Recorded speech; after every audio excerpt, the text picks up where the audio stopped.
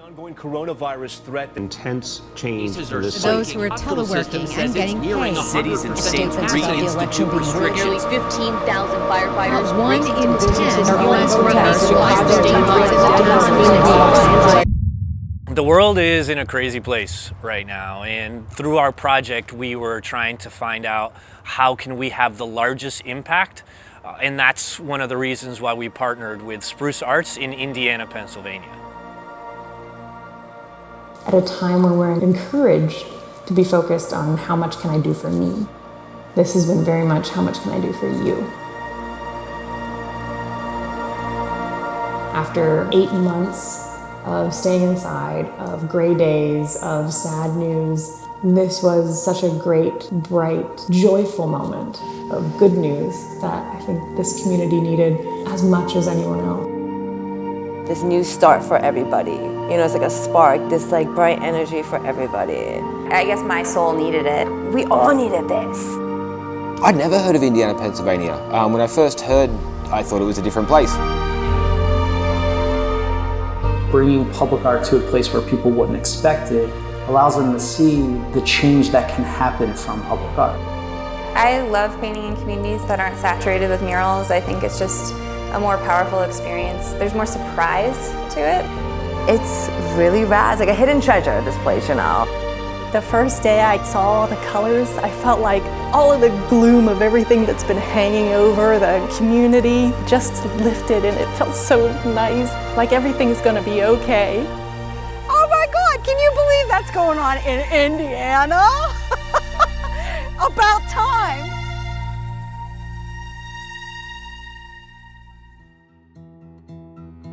When COVID hit, we shut down our in-person residencies, and Dripped on the Road was able to safely bring those artists in by making them a community together before they arrived.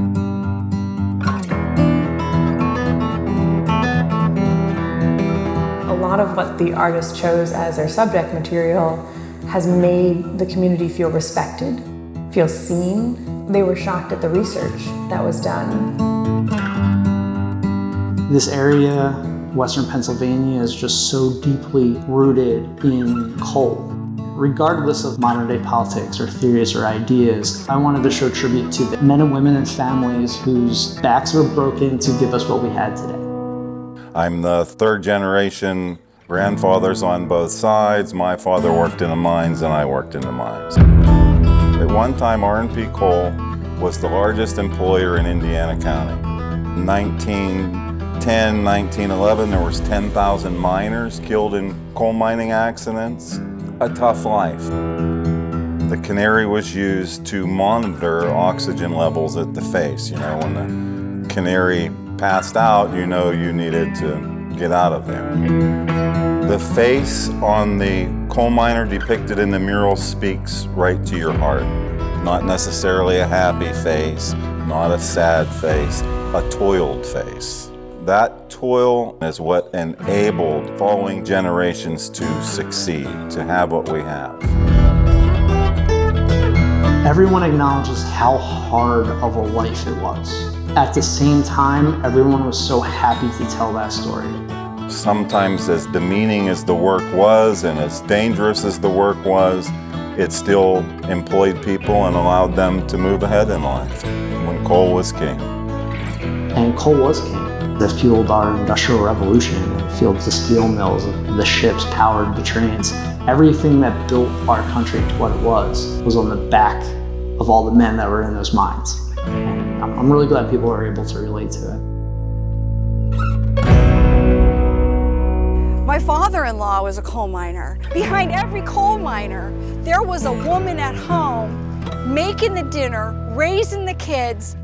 And over there, we're gonna have a colorful tribute to the Indiana feminine. I just love it. One of the reasons why I started painting these like massive portraits of women on different walls is that when I was looking around public space, I really didn't see real images of women.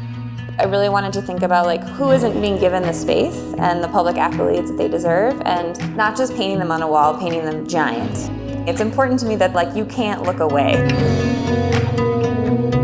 I featured women that were lifting up the voices of others, and I will paint a woman in a community that isn't from there. Because often when you're painting these portraits, people are either dead or famous, you know, and I'm instead interested in painting these people's stories that you may not know their story, but there is something really highly specific about their image, and my hope is that that soul will come across. When I learned I was working on a yoga studio, I was in the middle of doing a yoga teacher training with Jessie Amesmith, who is my teacher. She does a lot with trauma-informed yoga. It really taught me so much about how you can create this space for people to explore their own body and their own needs and how healing it can be. So during this time, I just felt like bringing her healing energy to this community would be powerful. I just feel like a conduit for these women's stories, for their strength, for their power. I loved painting here. I mean, I was up in that lift, so I didn't get to have quite as many one-on-one conversations while I was actually painting. But I definitely poured my heart and soul into it, and I hope that people can feel that when they see the mural. It's a gift, and now it's not mine anymore. To finish and then like roll off the lift, you know, you guys all just show up and like have a 5-gallon bucket with ice and champagne and then hug me. I mean, I'm just used to like just being alone in those moments, and to have that support was like that. I'll remember that forever. It felt so good to just have another female artist that like is just such a badass. I just feel like we were like sisters at the end. I think it's just important to like build that community of other female artists. There's just not as many of us. It's almost like on this high, you know, this energy of like human connection in such an amazing level. Without the community's energy, I don't think I would have been able to do this. Like, we did it together. There's that curiosity in everybody. Like, they want to do certain things. And I feel like this kind of almost gave them like a little jump start. If you're feeling something good, just do it. As Riisa's murals say, one love, I think that is going to continue to weave through the community, because with each of these murals, there's something for everyone to love. We were able to bring that curiosity, that imaginative, like the happy kid vibe back into everybody. And when I saw the art, I was like, oh my gosh, this is exactly what we envisioned. This is exactly what we thought it would look like. It's a wonderful life.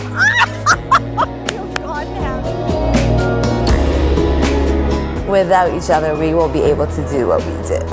You know, like we need each other to move forward. It's a wonderful life. Jimmy Stewart's iconic movie is It's a Wonderful Life.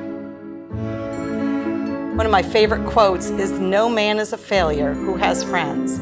And that is so true in this small town, and that is so true with these dripped on the road artists that became friends with so many people in this town. They integrated themselves and did amazing work. The Spruce Arts program hooked me up with Dripped on the Road's artist, Damien Mitchell, and he far exceeded our expectation.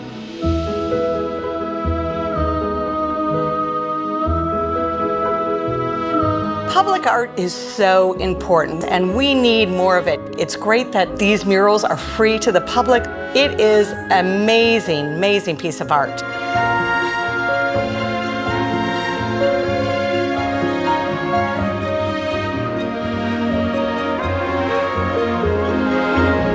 Everyone's been more than welcoming. Yeah, something which we don't get that often, and it's really beautiful. It was so giving of the artists to share their talents and do the research and make something for the community. And then it was so giving for the community to step up and then say, thank you, here's our return. We were very supported here. I mean, the amount of free food and just people showing up for us was really incredible. And I always say, like, once people start to bring you food, you know you're like accepted. So, man, were we accepted. And it's like so nice that people are able to feel free and be able to share with you. You know, that's big. Lunch, breakfast, dinner, doesn't matter. People come by and be like, hey, you guys are doing a great job. Here's some food, it's from this place. Or, hey, go over here, get lunch, it's on us. It's been amazing. So like, not only the hospitality, but just the quality of food. Like, I haven't eaten this good in months.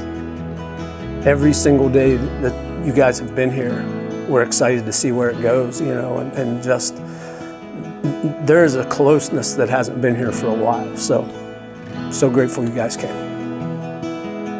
A big part of our residency was the community-based part of it, of we could have workshops, artist talks. The community garden was a perfect location to host our workshops. We basically show the kids how to paint using spray paint safely. Tell you a little bit about spray painting, and then you guys just get to have fun. We also use a non-toxic water-based spray paint. So while these kids can get the feel for what we do and the tools we use, they're not going to be putting harmful chemicals into their bodies. Combining our painting workshop with our upcycling workshop also shows creative sustainability. We had on view artwork you can make from your used spray paint supplies. For instance, turning your spray paint into functional lights, families, it's kids, all different ethnicities, backgrounds, and having them all come together and just smile and be happy. It was very necessary, and it really shows the strength of art, community. This time in Corona is a perfect time to internalize and think about others and how I can be better, not only for myself, but for the people around me, and the people around me being on this entire planet. Over the past 4 years and many trips on Drip Down the Road, we have come to the conclusion and know that the impact of public art is massive in both large and small communities. But at the same time, we can't ignore the fact that the environment is in trouble and that climate change is a major issue, and that our trips through the emissions of spray painting and travel contribute to that, and we have a footprint that we feel a responsibility to try and reduce. It's incredible when art can tackle kind of two topics at once. Compared to other mural projects I've been on, Drip on the Road really takes their environmental responsibility seriously. I haven't been to others where they're pushing to use more responsible products. Smog armor is something I've not heard of before and is a great product. It captures pollutants that are in the air and locks it into the paint. So in a sense, hopefully it makes up for some of the stuff that we put into the air painting by also using this paint. I love to use spray paint. I think about the waste that those cans generate. And it was cool to then kind of step that up a notch and use the smog armor.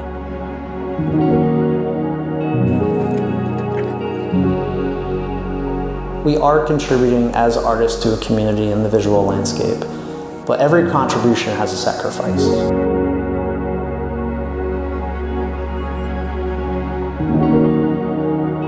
The one shot did it, and I didn't have to layer up. Like, it's an extremely high quality paint.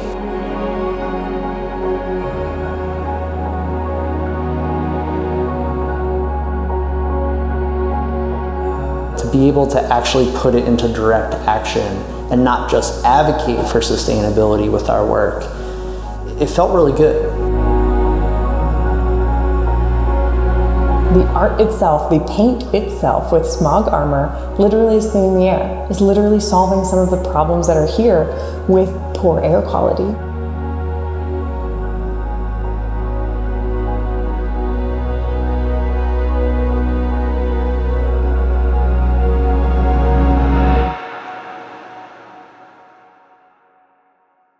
The idea of offsetting our carbon footprints through tree planting I also think was a great idea. And it also helps build a relationship between the different artists. You know, it's easy to come in and just do your piece and leave, but we are a community, and that community needs to be built. The purpose of our tree planting was to stabilise a creek bank behind a school, which was being eroded and just not having any habitat for fish, birds, all this kind of stuff. That was educational for us too, you know, to kind of realise where this can be done most effectively. As if it wasn't enough that this many murals would be here, they're also planting trees that will continue to live on as these murals do, long after they're gone.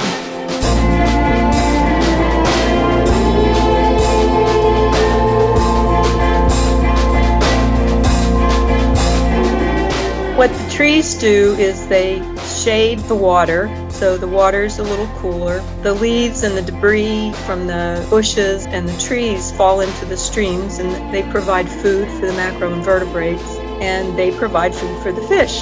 So the stream is a lot healthier. It's food for animals, it's habitat for birds and animals. It's all good.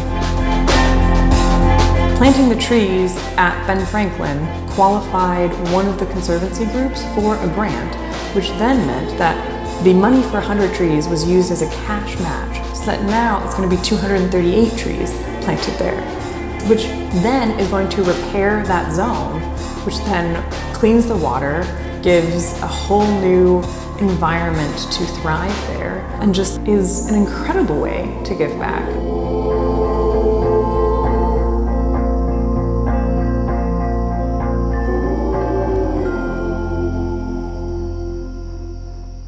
We partnered with an air purifying paint company. We planted 200 trees and we promoted this idea. We wanted everyone to know that while we are trying to better communities through this public art, that we were also taking an initiative to reduce our footprint and talk about environmentalism. And this is just a start. This is what we were able to put together in these sort of complicated and trying times. And the goal is to be an inspiration to other programs and other organizations that this is possible.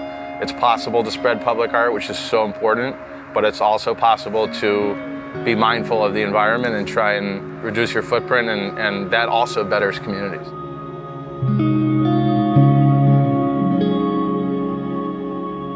I painted a guy originally from here in town, Edward Abbey, who was an author, an environmentalist.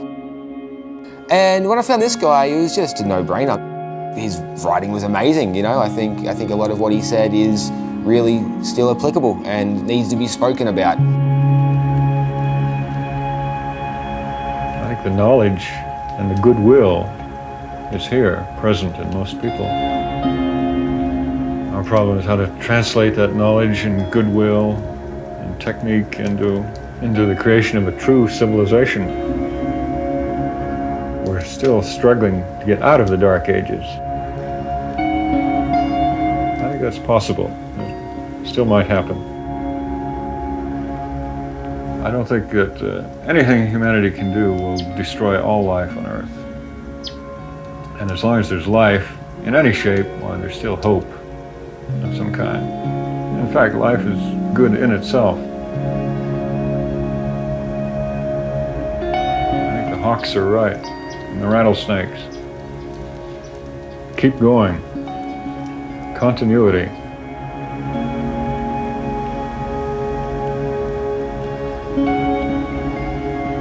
Gosh, there's so many facets to painting public art. I love the community part of it, the ability to collaborate with different artists and paint with your friends. Yeah, to be able to find joy in painting, I think, is one of the most important parts.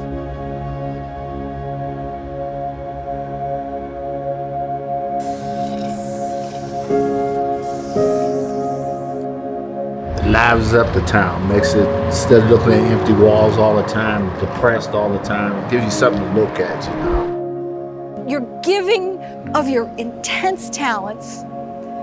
It gives me hope because you guys are the future and you're out here doing it. We're not even 24 hours into the last mural being painted, and it has changed so much of how not only they see the community, but how Indiana feels about themselves.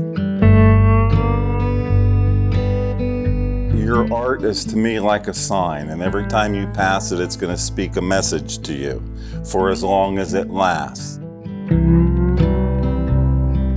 You know, all of a sudden, it's this tourism marker of, you're here in Indiana, PA, we value the art, we value these subjects, and that's such a gift that Drip Down the Road and the artists have given this community to have for years. For the artists. In this time of gray, the color arrives. Carried on the winds, brought here by the artists. They are not from here, but they can hear the heartbeat of this community, the pulse of the people.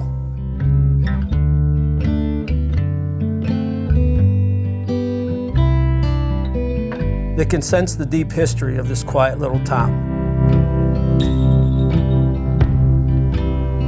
It speaks to them in whispers that they interpret in vibrant colors. Pushing back the darkness that has overtaken the world. Bringing joy and community to a world that has never needed it more.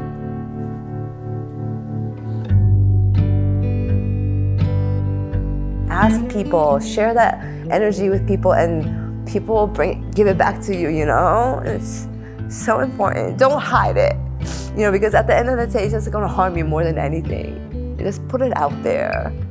Best word of advice I ever got is, old man told me, listen to the other point of view. You may not agree with it, but at least listen to it. If you both just talk, you may come to some agreement. Then you may not, but at least you listen. I'm also a Christmas tree grower, so I really appreciate the Christmas tree one. Because if nothing else, we are the Christmas tree capital of the world.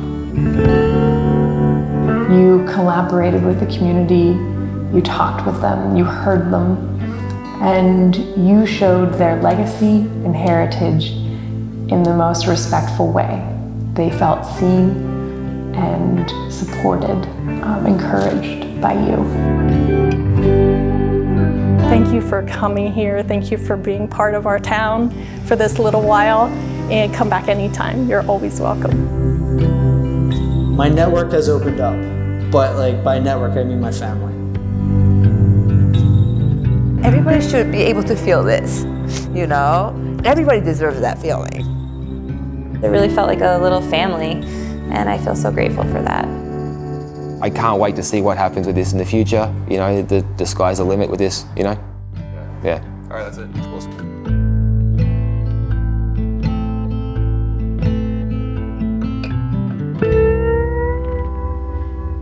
Grateful that you guys came. I mean, it's wonderful for this community.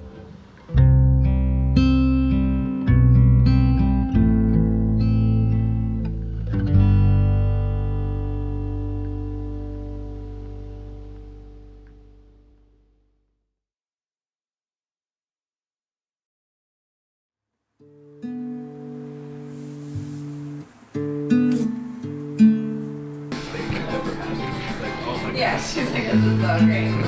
Why don't people do this all the time? Yeah. We're not building anything. Right. We're changing a millimeter of surface with something that was always there. Yeah. And like it changes how everyone feels about that spot. Cheers. A bunch of jets. Hey. Al patties. And then Riiisa will be coming in tomorrow in the morning. Yuki.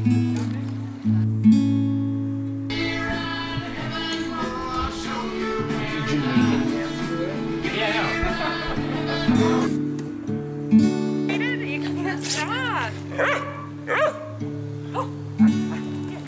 I'm going to spell the word, you just say the word. I'm sorry. P-O-K-E. Poke. Poke. Poke. Okay. H-O-K-E. Hoke. J-O-K-E. Joe. What's the white of the egg? Yolk. Yolk is yellow. The white of the egg is... Jesus. Wow. Damn it. God. Why are you tricking us? The white of the egg is called albumin. Oh. You're allowing us to be the custodians of your work, and we'll take care of it and preserve it and enjoy it, and we really, really appreciate it. Hopefully everybody, you know, spread that energy, because everybody deserves happiness and live. So, okay, I'm gonna stop. I'm so sorry.